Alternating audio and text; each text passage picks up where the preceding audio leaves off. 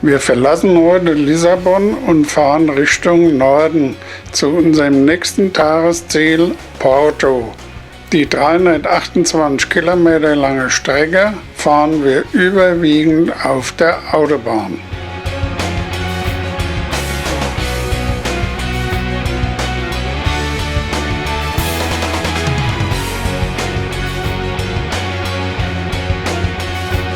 Nach unserer Ankunft im Hotel ging es nur noch zum Abendessen. Mursa no Porto. Wir haben hervorragend gegessen. Unsere Porto Sightseeing Tour starteten wir direkt in der Altstadt.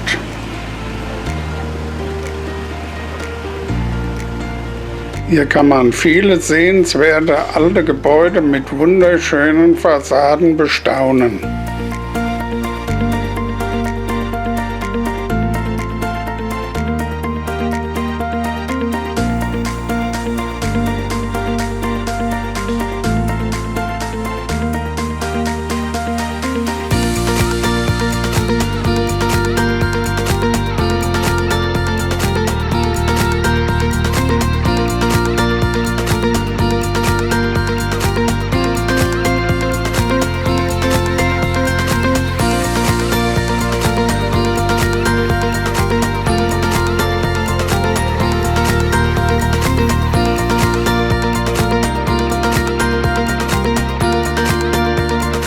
Als nächstes besuchen wir die seit 1996 zum UNESCO-Weltkulturerbe gehörende Kathedrale von Porto.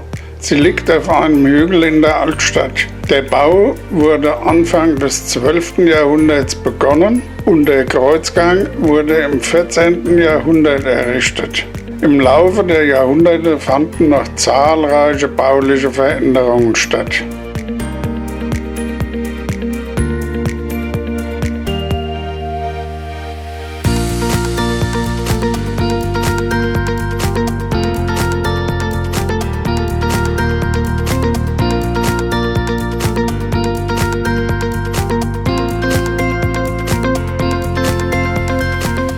Auf dem oberen Teil des Kreuzgangs kann man bei einem Rundgang immer wieder tolle Stellen mit fantastischen Ausblicken auf die Stadt genießen.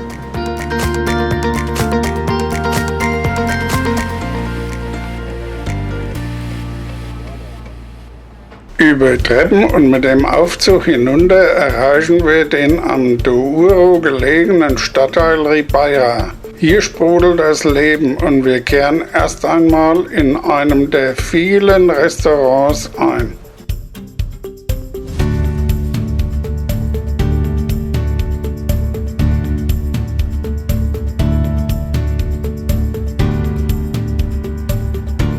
Wir befinden uns auf der Pont Louis I. Sie wurde 1886 eröffnet und ist 385 Meter lang und 60 Meter hoch. Sie verbindet Porto mit Vila Nova de Gaia. Hier befinden sich die berühmten Portweinkellereien. Nach einer Stärkung im Mercado machen wir eine Schifffahrt auf dem Douro. Die Ponte Maria Pia ist 1877 von Gustav Eiffel gebaut worden. Die Pont Louis ist für Fußgänger- und Autoverkehr unten und für die Straßenbahn, Fußgänger und Radfahrer oben gebaut worden.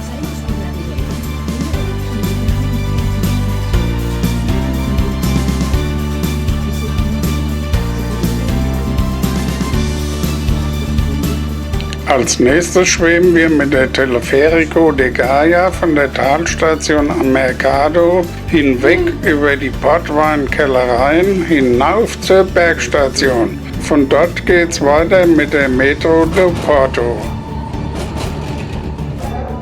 Zum Abschluss genießen wir noch einen Kaffee und einen leckeren Port im berühmten Café Majestic, wo wir noch einen Platz ergattern konnten. Weiter ging es Richtung Norden und wir überquerten bei Valencia den Rio Minho nach Spanien. Nach 232 Kilometern kamen wir in Santiago de Compostela an.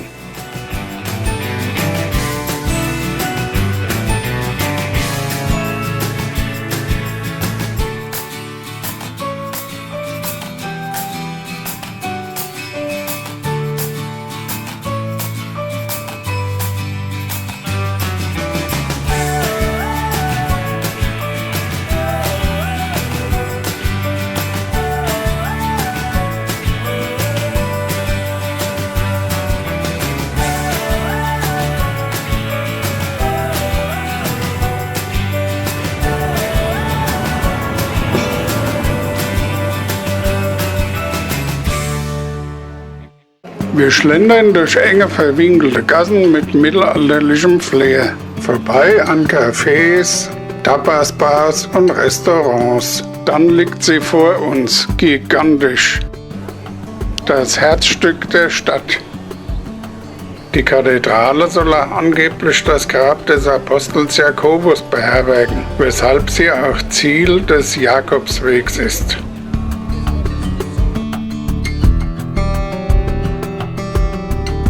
Über den Quintana-Platz betreten wir um 18:45 Uhr die Kathedrale. Um 19:30 Uhr soll der Pilgergottesdienst beginnen, aber die Kathedrale ist jetzt schon zum Bersten gefüllt mit Pilgern und sonstigen gläubigen Besuchern. Filmen und Fotografieren ist während des Gottesdienstes verboten und so lange stehen möchten wir auch nicht. Wir hören noch ein wenig der Predigt zu und verlassen dann die Kathedrale. A lieu à partir de 17h30.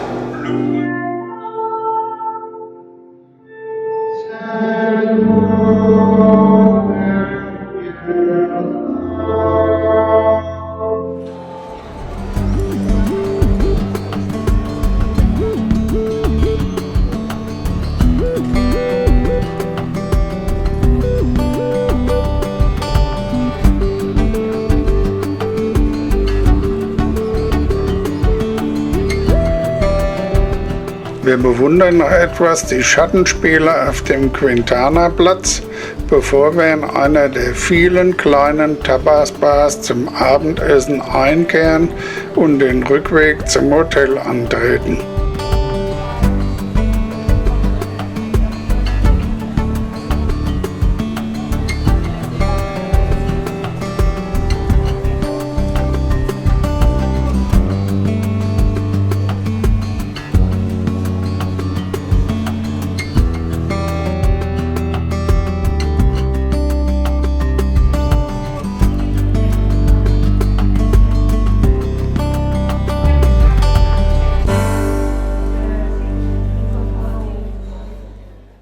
Bei Regen starten wir in Santiago de Compostela auf die N634 Richtung Nordosten. Dann fahren wir auf die Autobahn und folgen der A8 an dem Atlantik entlang und erreichen Gijón.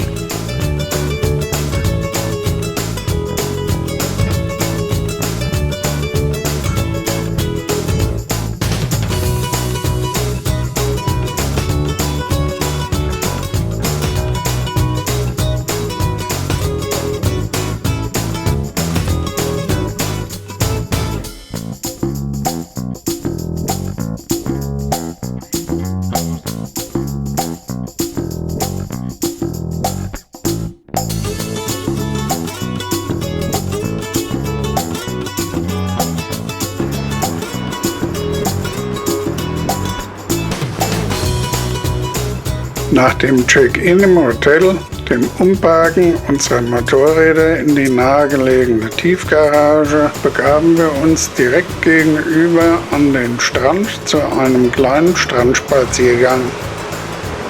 Hier beobachteten wir einige Surfer, die immer wieder versuchten, die Wellen des Atlantiks zu bezwingen. Zum Abendessen ging es in die Sidreria Ribera, einem typisch asturischen Lokal. Heute war Arbeit und Fun angesagt. Zuerst waschen und dann genossen wir bei wunderschönem Wetter einen tollen Tag am Strand.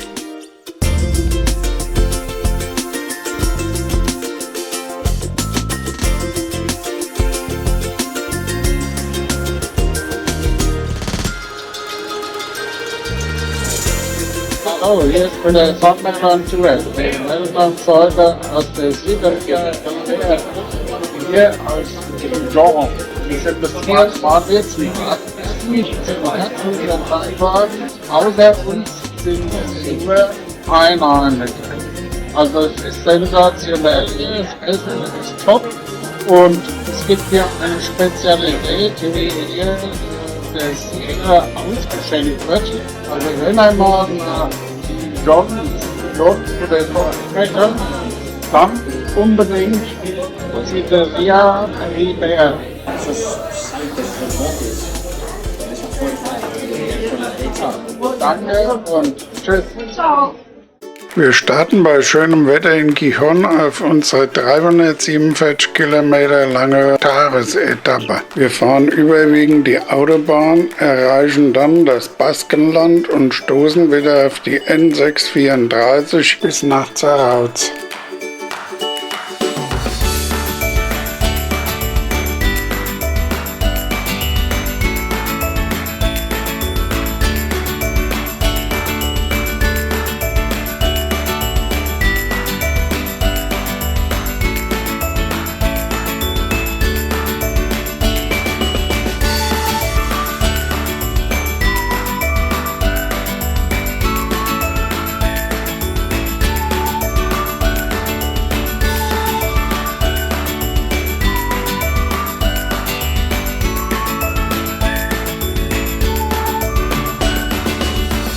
In Mioño kehrten wir noch auf einen kleinen Snack im Restaurante Salta Caballo ein und trafen dort ein Bikerpärchen aus Miltenberg.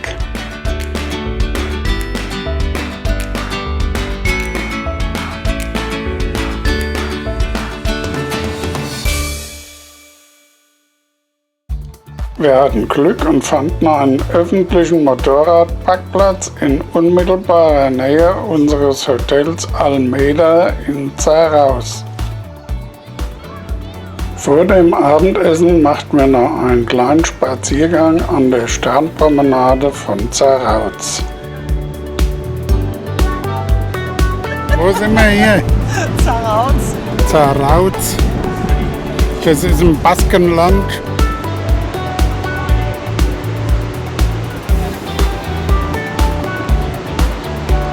Hier ist wieder Fangmail on Tour. Das ist unser letzter Abend in España. Morgen geht's nach Frankreich, nach La Teste de Bug. Dort ist diese wahnsinnig hohe Düne, von der uns Jürgen und Christina erzählt haben.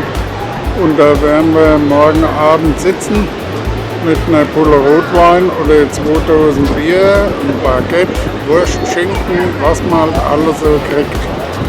Ja, da könnt ihr wieder mit dabei sein. Kommt einfach mit uns.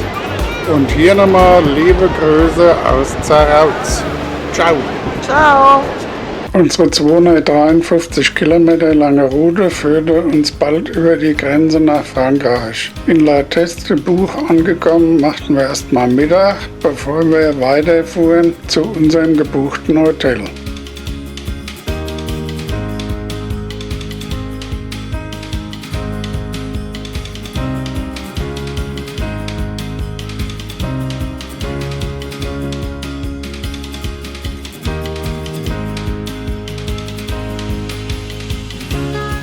Unser gebuchtes Hotel Tiki Echea erwies sich als reines Horrorhotel. Näheres entnehmen wir unserem Reisebericht. Das Hotel gegenüber rief Zimmerpreise von 500 Euro pro Nacht auf.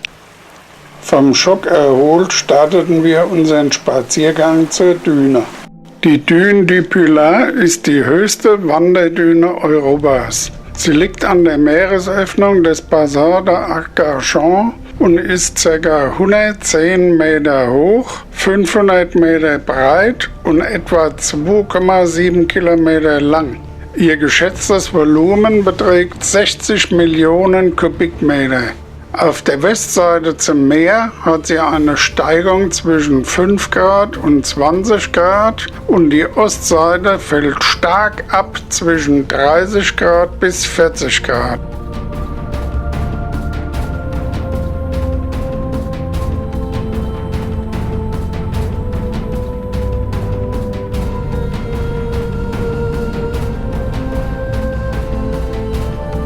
Auf der nördlichen Seite der Düne befinden sich Luftschutzbunker der ehemaligen deutschen 286. Marine-Artillerieanlage, die um 1944 gebaut wurden. Im Laufe der Jahre sind sie abgerutscht und immer mehr mit Sand bedeckt. Südlich der Düne liegen mehrere Bunker bereits vollständig unter der Wasseroberfläche. Unser wohlverdientes Abendessen in Form eines Picknicks nahmen wir im Garten des Hotels ein. Unsere 85 Kilometer kurze Tour führte uns nach Bordeaux und anschließend nach Yvrac.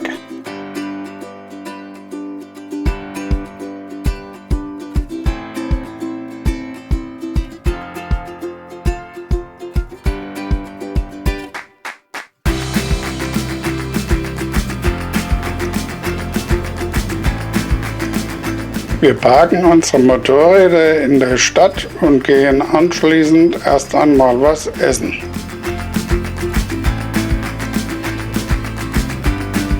Danach laufen wir zuerst am Ufer der Garonne entlang und erkunden dann die Altstadt von Bordeaux, die zum UNESCO-Weltkulturerbe gehört.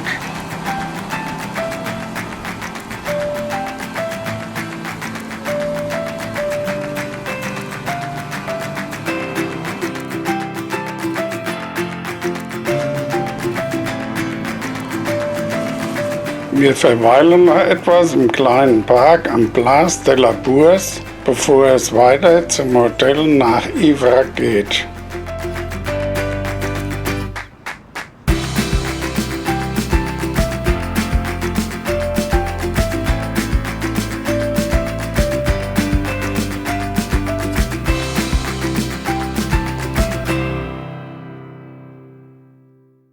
Unsere 625 Kilometer lange Strecke bis Dijon teilen wir in 2 Etappen auf. Zunächst geht's auf kleinen Straßen 405 Kilometer bis Vichy, wo wir übernachten. Am nächsten Tag weiter auf romantischen Sträßchen. Wir überqueren die Loire, fahren entlang dem Canal du Centre mit seinen Schleusen und erreichen nach 220 Kilometern Dijon.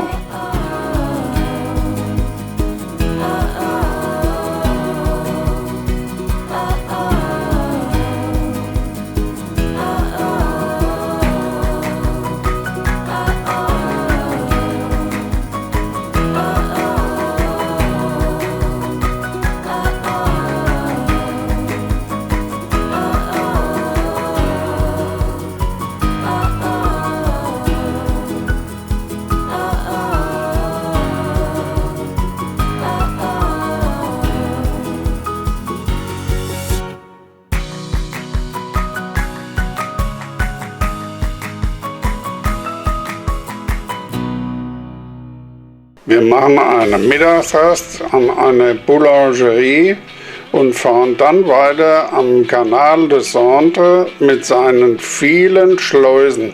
Es ist eine traumhafte Strecke und das bei schönem Wetter.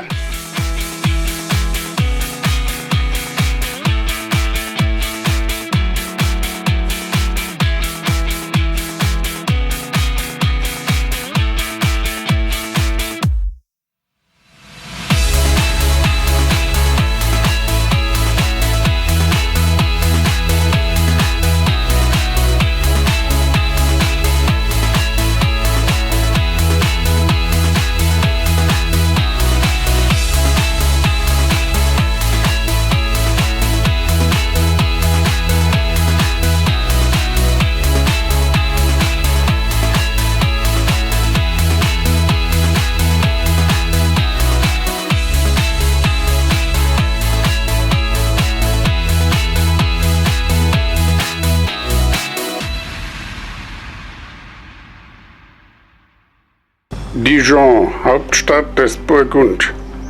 Wir folgen dem Pfad der Eule zur Notre-Dame de Dijon, eine gotische Kirche mit einzigartiger Fassade, mit 3 Reihen von Wasserspeiern, die nur eine dekorative Funktion haben.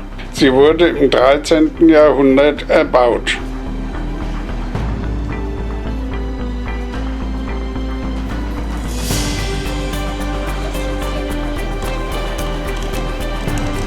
Nun schauen wir mal nach innen.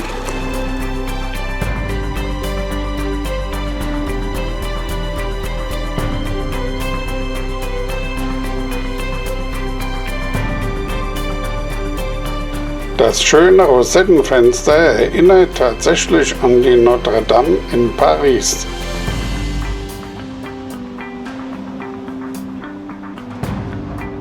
Die Die Wunscheule wünscht dir was.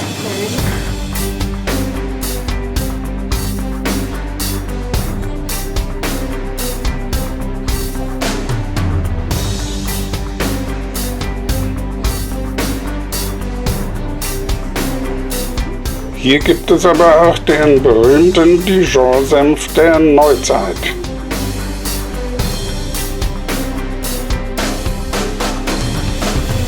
Wunderschöne Fachwerkhäuser, enge Gassen und gut erhaltene Patrizierhäuser machen einen Spaziergang durch die Altstadt besonders reizvoll. Das macht uns sehr viel Freude.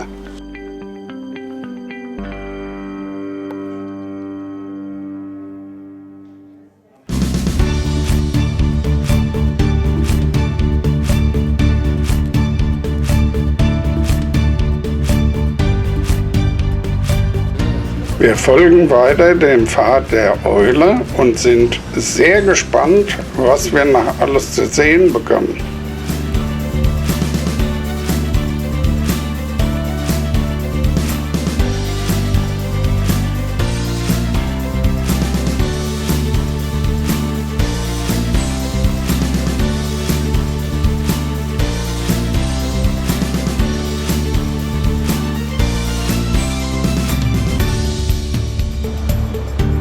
Dijon hat so eine Vielzahl an Sehenswürdigkeiten, dass wir leider feststellen müssen, ein Tag reicht uns nicht, um die Stadt richtig zu besichtigen. Wir müssen nochmal herkommen. Der Garten d'Assy wird von vielen Einwohnern genutzt, um hier ihre Mittagspause zu begehen. Die Rasenflächen dürfen hier ohne Probleme betreten werden.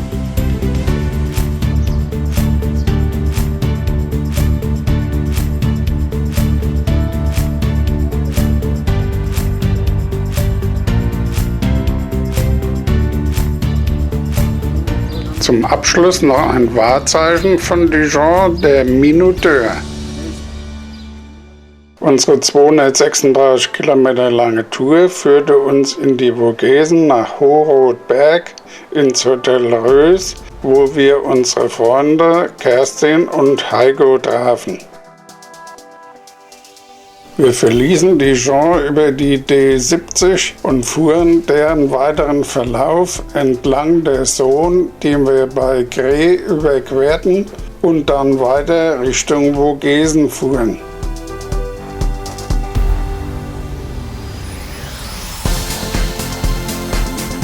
Als wir Saint-Sever erreichten, waren wir schon in einer Gegend, in der wir uns auskannten. Es dauerte nicht lange und wir kamen am Lac de Gérardmer vorbei. Jetzt war es nicht mehr allzu weit.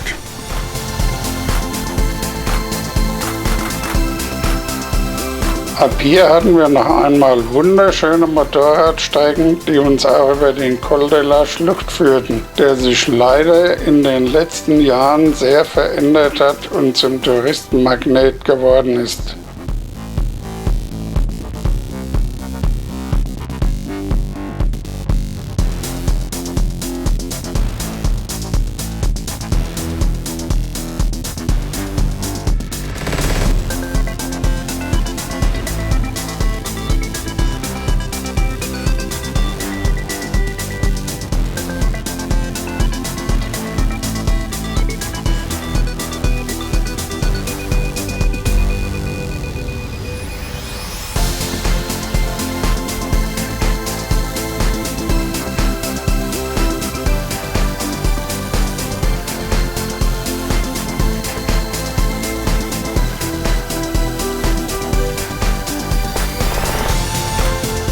Hier im Hotel Rös haben wir schon öfters übernachtet und genossen jedes Mal die Freundlichkeit der Wirtsleute und die genussvollen Menüs, die Herr Rös abends auf den Tisch zaubert.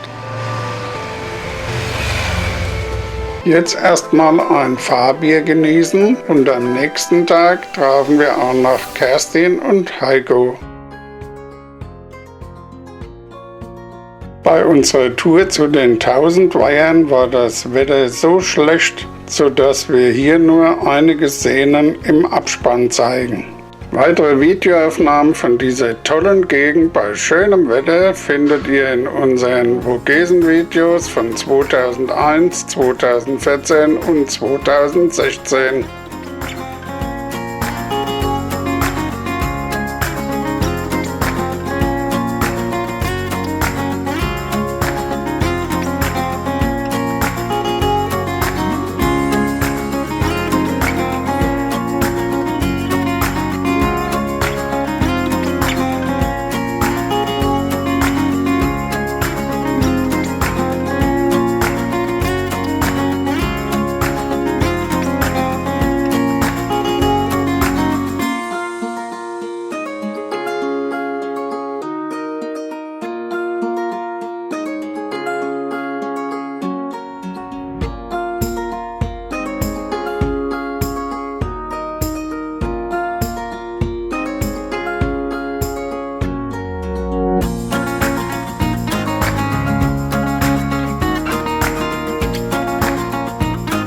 Das Hochplateau mit seinen kleinen Sträßchen, unzähligen Weihern und Seen ist wirklich eine super tolle Strecke, wenn man sie bei schönem Wetter fährt.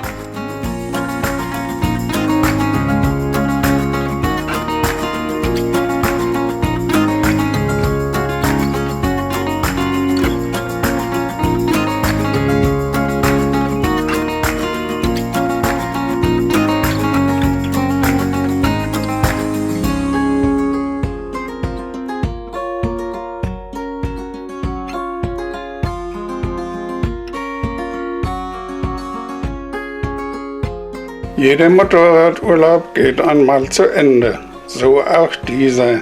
Vielen Dank fürs Zuschauen und bis zum nächsten Mal, die Funmelz.